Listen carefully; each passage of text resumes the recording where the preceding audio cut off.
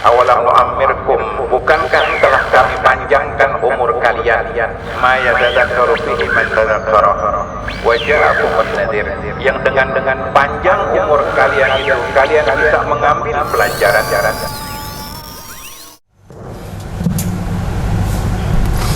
Alhamdulillah nahmaduhu wa nasta'inuhu wa nastaghfiruh wa na'udzu billahi min shururi anfusina wa sayyiati a'malina. May yahdihillahu fala mudhillalah wa may yudlil fala hadiyalah. Asyhadu an la ilaha illallah wahdahu la syarikalah wa asyhadu anna Muhammadan abduhu wa rasuluhu la nabiyya ba'dah. Ya ayyuhalladzina amanu taqullaha haqqa tuqatih wa la tamutunna illa wa antum muslimun. Amma ba'd. Fa inna asdaqal hadits kitabullah wa khairal hadi Muhammadin sallallahu alaihi wasallam wa syarrul umuri muhdatsatuha wa kullu muhdatsatin bid'ah wa kullu bid'atin dalalah wa kullu dalalatin finnar. Allahumma shalli wa sallim ala nabiyyina Muhammadin wa ala alihi wa ashabihi wa man ittaba'ahum bi ihsanin ila yaumiddin. Hadirin sidang Jumat, azakumullah, usikum bi taqwallah.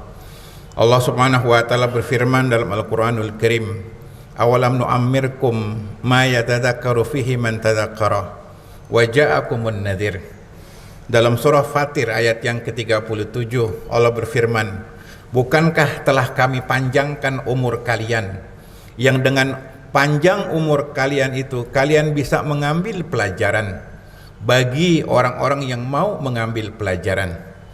Wa ja'akumun nadhir, telah datang peringatan bagi kalian, yaitu uban yang ada di kepala. Satu ayat dalam Al-Quranul Karim yang memberikan kabar gembira keutamaan orang yang panjang umur. Orang yang panjang umur itu makin tua makin bisa mengambil pelajaran. Diharapkan orang yang panjang umurnya makin banyak amalnya dan wafat dalam kondisi husnul khotimah. Dalam hadis Nabi SAW, Nabi bersabda, a'dzarallah ila imri'in akhara ajalahu hatta balagha sitina sana. Allah telah memberikan bonus dispensasi bagi seorang hamba yang umurnya Allah panjangkan sampai 60 tahun. Jadi kalau orang umurnya 60 tahun lebih, berarti Allah sayang kepada hamba itu. Diberikan umur panjang agar banyak amalnya, agar banyak prestasi hidupnya. Untuk itulah jemaah sekalian, apa yang harus diperbuat bagi orang yang sudah lanjut usia dalam Islam? Yang pertama, orang yang lanjut usia hendaknya menjaga tauhidnya, menjaga imannya, jangan sampai mati dalam kondisi kufur kepada Allah Subhanahu wa taala. Al-Qur'an mengatakan wala tamutunna illa wa antum muslimun. Jangan kamu mati kecuali dalam kondisi muslim. Demikian hadis Nabi SAW, man qala la ilaha illallah fi akhiri hayatih dakhalal jannah. Barang siapa yang mengucapkan kalimat la ilaha illallah di akhir hayatnya, maka dijamin masuk surga. Maksudnya adalah orang di akhir hayatnya, di usia senja, perbaiki akidahnya, perbaiki tauhidnya. Jangan sampai usia sudah sepuh tidak paham tauhid, tidak paham akidah, sehingga mati dalam kondisi tidak paham Islam, tidak paham iman, mati dalam kondisi kemusyrikan. Kita saksikan banyak orang-orang tua terfitnah di akhir hayatnya atas nama melestarikan budaya leluhur. Di antara mereka masih pakai jimat-jimat, masih menyimpan benda-benda keramat. Di antara mereka masih percaya kurafat warisan nenek moyang jahiliyah. Ini penyakit orang-orang tua. Harusnya dilestarikan akidah yang benar, akidah tauhid. Tapi yang dipelihara, yang diimani adalah akidah orang-orang animisme, dinamisme. Percaya dengan kurafat dan seterusnya. Ini fitnah daripada orang-orang tua. Sebagian di antara mereka masih mendatangi perdukunan dalam rangka untuk mengobati kesehatan mereka. Jangan salah jemaah sekalian, pengobatan medis pada zaman sekarang sudah canggih. Ya, jangan tertipu dengan bujuk rayu pengobatan alternatif yang ujung-ujungnya adalah perdukunan. Dan banyak hari ini orang-orang tua mati di tempat-tempat perdukunan. Ini membahayakan akidah kita, iman kita. Untuk itulah usia senja. Bagi orang-orang sudah usia 60 lebih, hendaknya dia betul-betul perbaiki akidahnya. Karena yang menyelamatkan kita dari fitnah api neraka, dari panasnya jahanam adalah tauhid kita, iman kita, akidah kita. Yang kedua, bagi orang-orang usia senja, hendaknya dia perhatikan ibadahnya. Karena yang pertama kali dihisab pada yaumul kiamah adalah ibadah kita, salat kita. Usia senja kesempatan, banyak waktu luang. Saat itu dia belajar. Sudah benarkah salatnya? Karena Nabi pernah bersabda, "Shallu kama ra'aitumuni usolli." Salatlah kalian seperti kalian melihat aku salat. Kenapa jamaah sekalian? Jangan sampai nanti pada yaumul kiamah, tatkala kita dihisab ibadah kita, ternyata ibadah kita keliru dan tidak bernilai pahala di sisi Allah Subhanahu wa taala. Nabi pernah bersabda, "Man amila amalan laisa alaihi amruna fahuwa raddun." Barang siapa yang mengerjakan ibadah apa saja yang tidak ada dasar dari kami, tidak ada petunjuk dari Nabi, maka amal itu akan tertolak, mardud, tidak diterima oleh Allah Subhanahu wa taala. Saatnya usia senja, belajar kembali tentang bagaimana ibadah yang pernah kita kerjakan.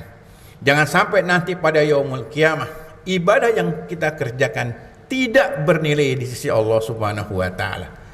Awalu ma yuhasabu bil abdu yaumal kiamah as-salah. Yang pertama kali dihisab pada hari kiamat seorang hamba adalah salat. Fa in saluhat saluha sairu amalih. Salatnya bagus, bagus amal yang lainnya. Fa in fasudat fasuda sairu amalih. Salatnya jelek, jelek seluruh amalnya. Saatnya usia senja harus serius memikirkan bagaimana ibadah nanti pada yaumul kiamah diterima oleh Allah Subhanahu wa taala. Waktu itulah usia senja lebih fokus belajar, memperbaiki semua aktivitas ibadah, dan sarana untuk belajar sudah terfasilitasi pada hari ini. Yang ketiga, bagi orang usia senja, hendaknya dia banyak beramal jariah. Hari ini banyak orang-orang di usia senja hartanya berlimpah. Karena Allah cukupi, Allah adil, Allah maha kaya. Banyak seorang hamba ketika usia senja telah puncak kekayaannya, puncak kesuksesannya. Namun begitu kaya, orang-orang ini bingung bagaimana memanfaatkan kekayaannya. Hampir secara umum masyarakat kita, kalau diberikan kekayaannya habis hanya untuk anak istrinya semata. Ini keliru. Dalam Islam, menafkahi anak itu wajib sampai anak dewasa.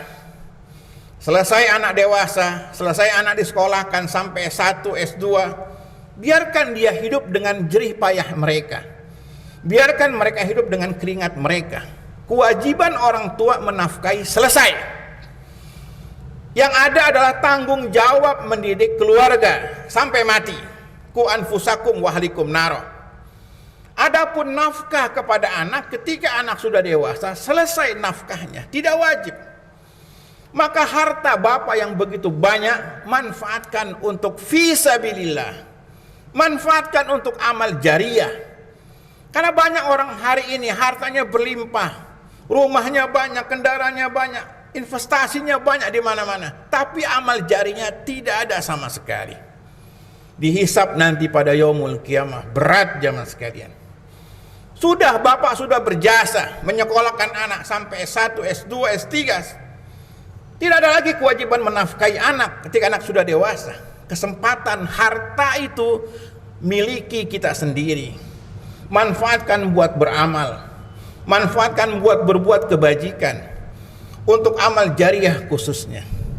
Jangan sampai kita mati nggak punya amal jariah. Kita ingin yang menemani kita adalah amal jariah kita. Sayang kita kepada anak ada batasnya. Belum tentu anak itu akan mendoakan kita setiap hari. Belum tentu. Boleh ngasih nafkah kepada anak, boleh belikan rumah buat anak, tapi buat amal jariah ini penting jamaah sekalian. Bikin masjid, bikin sekolah, bikin sumur, atau bikin percetakan Al-Quranul Karim seperti penguasa Timur Tengah, atau apa saja amal-amal jariah. menghajikan orang, menikahkan orang, bayarkan hutang orang. Ini bentuk-bentuk amal jariah.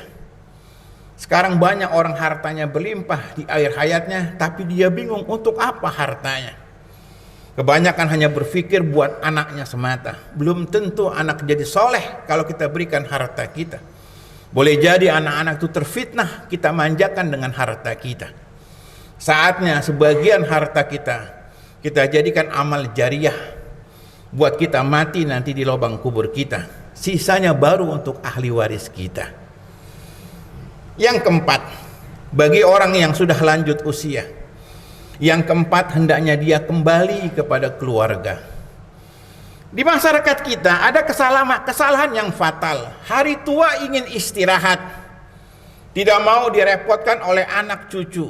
Ini pemikiran, pandangan yang salah dalam Islam. Hari tua itu harus lebih banyak lagi beramal. Hari tua itu bukan istirahat. Istirahat nanti kita di alam barzah dengan segala macam kebaikan dan amal soleh kita. Selama hidup di dunia tidak ada istirahat. Kita berjuang dalam hidup ini. Perjuangan yang paling asas adalah menyelamatkan keluarga kita. Ku anfusakum wa ahlikum naro. Saat usia pensiun, saat usia senja, waktu senggang, kembali kepada keluarga. Dakwahi keluarga. Yang dimaksud keluarga, anak sampai cucu. Kewajiban cucu termasuk kewajiban kakek. Karena walad dalam bahasa Arab tidak hanya anak, termasuk cucu. Kalau seandainya kakek, nenek, bapak, ibu, mereka semua kompak untuk mendidik keturunan mereka, tidak ada anak-anak yang terlibat narkoba, tidak ada anak-anak yang terlibat pergaulan bebas, tidak ada anak-anak terlibat dengan berbagai macam kerusakan. Kenapa? Kakeknya kompak dengan neneknya, dengan bapaknya, dengan ibunya, menjaga keturunannya. Hari ini bapaknya, ibunya kerja, kakek neneknya tidak mau direpotkan oleh cucunya. Akhirnya cucunya dibina dengan narkoba, dibina dengan pergaulan bebas. Rusak anak-anak sekarang lantaran orang tuanya sibuk cari nafkah, kakek neneknya tidak mau mendidik mereka. Ini kesalahan dalam keluarga. Harusnya seorang kakek memberikan kenangan yang terakhir. Orang tua memberikan kenangan terakhir buat cucunya sebelum dia wafat. Ajarkan tentang akidah tauhid, ajarkan baca Al-Quran, ajarkan sholat, dan seterusnya. Seperti para ulama, mereka alim, mereka faqih, lantaran didikan bapak atau kakek mereka. Yang kita sesalkan ada hari ini adalah kakek-kakek ini ingin istirahat di hari tuanya. Salah. Dia bina cucunya, dia ajarkan, dia berikan yang terbaik sebelum dia wafat. Kebanggaan nanti di alam barzah kalau semua keluarga kita, anak cucu kita semuanya sholat, semuanya paham agama, semuanya baik. Tidak jadi beban nanti pada yaumul qiyamah. Hari ini banyak kakek-kakek jadi beban. Anaknya tidak ada yang sholat, cucunya lebih parah lagi. Dihisab nanti pada yaumul qiyamah, ku anfusakum wa ahlikum naro. Maka yang keempat ini, bagi seorang kakek, wajib bagi dia pada usia senja memperhatikan anak keturunannya. Sudahkah anak keturunannya menjalankan perintah Allah dan perintah Rasulnya? Kalau tidak, dia bina, dia didik. Dan kebanggaan bagi keturunan. Tatkala mereka bisa baca Quran diajarkan oleh kakek-kakek mereka. Kenal agama diajarkan oleh kakek-kakek mereka. Kakek dan nenek hari ini tidak punya peran sama sekali dalam keluarga. Kenapa? Karena pandangan mereka hari tua hanya untuk istirahat. Salah. Hidup perjuangan, makin tua makin banyak yang harus kita perjuangkan. Semoga Allah Subhanahu wa taala senantiasa berkahi hidup kita sampai akhir hayat kita. Barakallahu li wa lakum wa nastaghfiruhu innahu wal ghafurur rahim.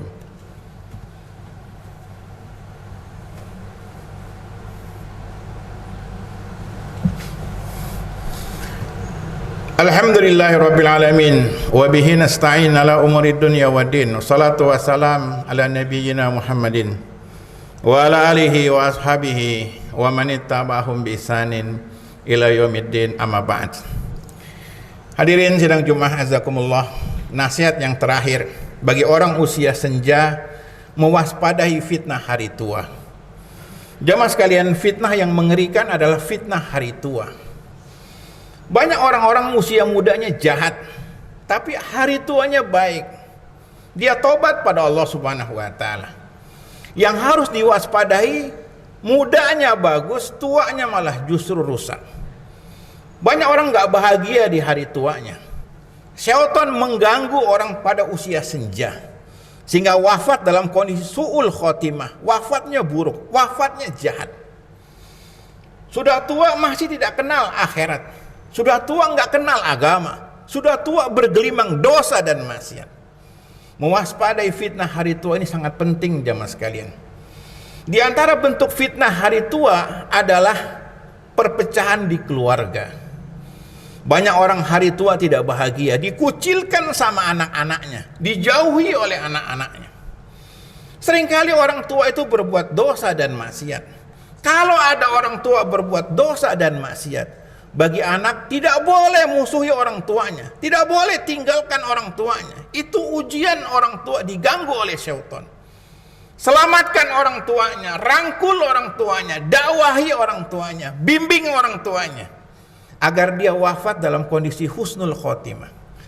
Hari ini ada orang tua khilaf, dia berbuat salah, kemudian dibenci sama anak keturunannya, dijauhi sama anak keturunannya, disingkirkan sama anak keturunannya. Ini fitnah hari tua. Jadi kalau ada orang tua kita di akhir hayat berbuat dosa dan maksiat, maafkan mereka. Itu gangguan syaitan luar biasa. Selamatkan mereka, rangkul mereka.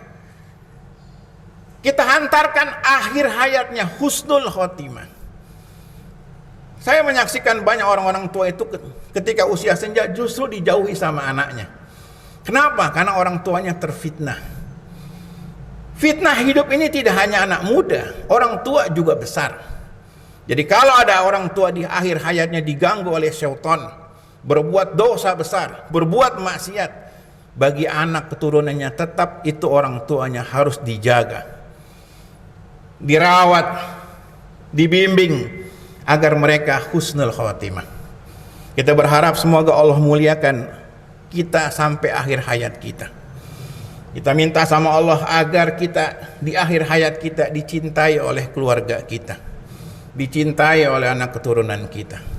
Allahumma sholli ala Muhammad wa ala ali Muhammad kama shallaita ala ali Ibrahim wa barik ala Muhammad wa ala ali Muhammad kama barakta ala ali Ibrahim fil alamin innaka Hamidum Majid. Allahumma ighfir lil muslimina wal muslimat wal mu'minina wal mu'minat al ahya'i minhum wal amwat. Rabbana la tuzigh qulubana ba'da idh hadaytana wa hab lana min ladunka rahmah innaka antal wahhab. Allahumma arinal haqqo haqqan warzuqna ittiba'ah wa arinal batila batilan warzuqna ijtinabah. Rabbana atina fid dunya hasanah wa fil akhirati hasanah wa qina adzabannar. Walhamdulillahirabbil alamin. Aqimissalah.